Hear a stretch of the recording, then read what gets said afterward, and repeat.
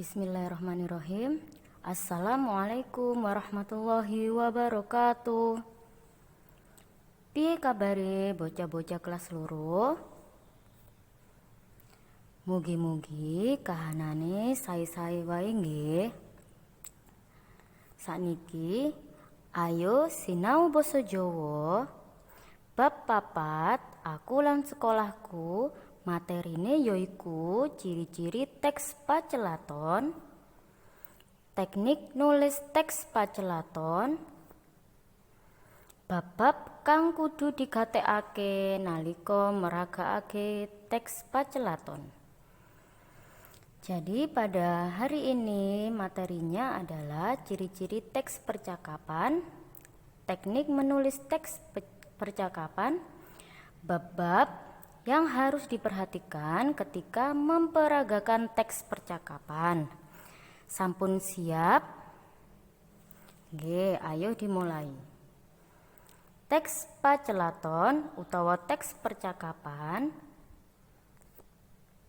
Ciri-cirine teks pacelaton yaiku sing pertama ukarane awujud ukara langsung utawa kalimat langsung. Ukarae kesusun awujud pacelaton utawa dialog antarane paraga siji karo paraga liyane. Jadi teks percakapan itu kalimatnya berupa kalimat langsung. Kalimatnya disusun seperti percakapan atau dialog antara orang yang satu dengan orang yang lain. Nomor kali gunakake tanda petik utawa tanda kutip wujude yaiku seperti pada gambar itu ya. Jadi nomor 2 menggunakan tanda petik atau tanda kutip seperti pada gambar berikut. Bisa teman-teman perhatikan. Ini adalah tanda petik. Selanjutnya nomor 3 teks pacelaton dijangkepi penjelasan kedadean. Penjelasannya bisa ditulis ing jero tanda kurung.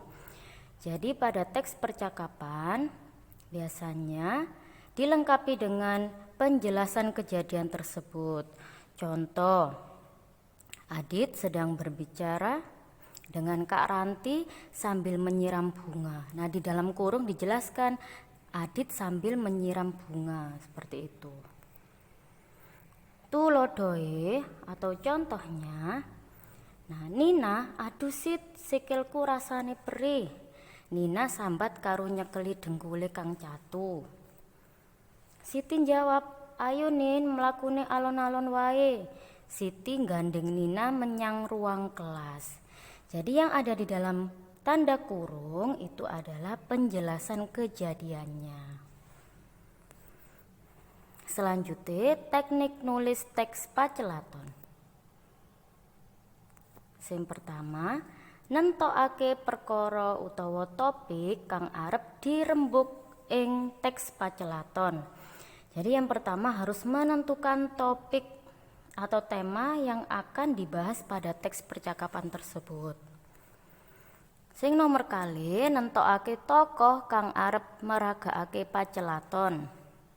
Jadi yang nomor 2 menentukan tokoh atau orang yang akan meragakan percakapan tersebut.